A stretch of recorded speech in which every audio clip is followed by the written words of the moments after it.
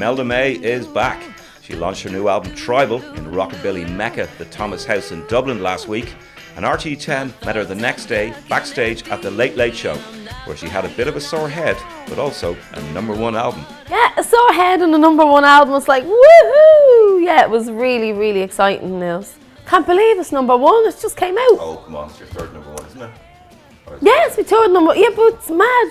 You can't presume anything like that at all. Now I'm over the moon. Over the moon. My thoughts are dark and empty. I'm not crying out loud. The album's called Tribal, but does Imelda miss that era where you had mods, rockers and rockabillys all in their separate tribes? I don't think it's gone. I think people still have their tribes. Maybe they've gone more underground, but they're still there. Sometimes that makes it more attractive as well if things go underground and then they come back out again. But no, I think the reason I called that was, you know, people try to be so advanced and, you know, their technology and their phones. You think you're so intelligent now as a race, you know, we're so advanced. But basically still tribal.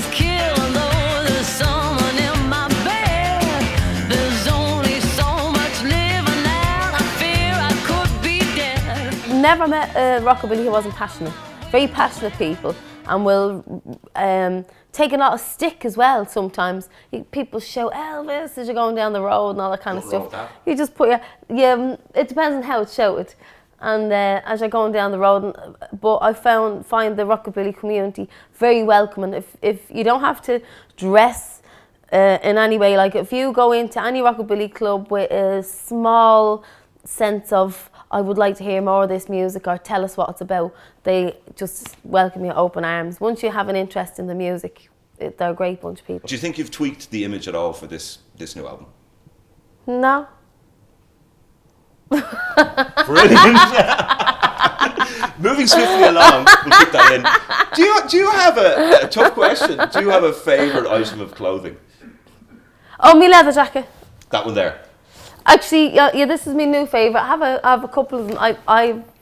Yeah, this is a great one. I was given this as a present. Mm-hmm. I bought one only recently, a Lewis Leathers jacket, which is they've been making them ever since the 50s, and they're really proper. They're expensive, but you buy one, you keep it all your life, and then you hand it down to your children, your grandchildren. It's one of them. So it's a family heirloom kind of thing? Yeah. And you get them, all the old bikers, they put all their studs and things all over. But this one I was given a present by the Sailor Jerry people. And this was Paul Simonon. From The Clash? Did this, and there's only 50 of them in the world. He actually did that graffiti on the back? Yeah. Really? Mm-hmm. Special for you? Want to see it again? I do. Like, especially for you? No. Right, okay. 50, especially for 50 people. Oh, for 50 people. That is very And impressive. I'm one of them. It seems like it's one, and everything seems brighter with the sign of the sun. What a gorgeous couple. And Imelda's real-life husband, Daryl Higham, could be the real star of Tribal with his machine-gunning guitars. He is. Oh, yeah. He's great. Have a great band. Yeah. I mean, they're all terrific. There's no guests on this album, no collaborations, no session musicians. I just wanted this album to be me and my band. That's it. Because they're so good, I don't see the need of getting anyone else in. Or on the last one, I was having fun with, you know, getting friends in to just do guitar, beautiful stuff, and I loved toying with that and getting another friend that was a trombone player. But this one I knew from the beginning, I just want to be me, the band, no one else, because they're so good. Yeah.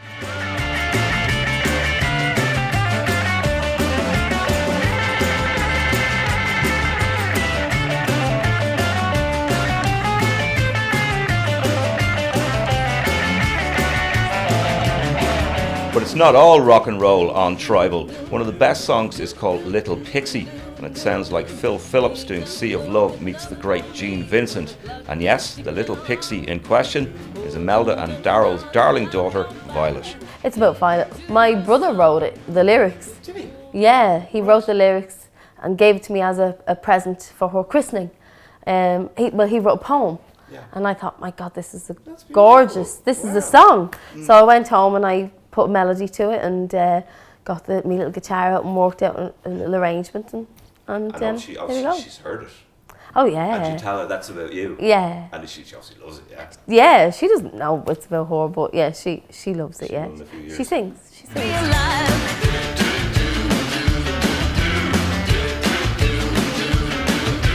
Lying in my bedroom. And in sharp contrast to Little Pixie, there's another new song called Five Good Men.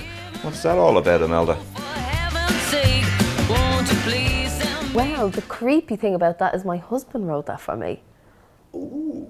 And now, if you're a psychologist, you'd have a field day. Absolutely. 5 good men all told me that I was made of gold. Those 5 good men also said they'd leave their wives of old. But what I want and what I need is to hear you say those words to me. And then if you don't tell me what I want, I'm out of here tonight and I'm going to find me 5 good men. If you don't start talking a bit of romance, I'm finding myself 5 other men and I'm out of here. What does that mean if a husband writes that for his wife? It's an interesting one, right? But is That he writes it for his wife to sing. It's weird, isn't it?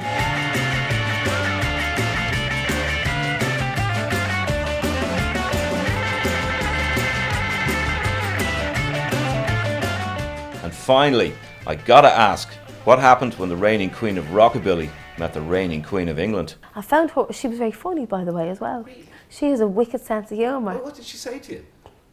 We were talking about music. Yeah. I was asking her what she was into, and Philip Tracy, I think he nearly passed out with laughing. He couldn't believe that myself and Dara were talking to her and asked her if she liked Shotgun Boogie.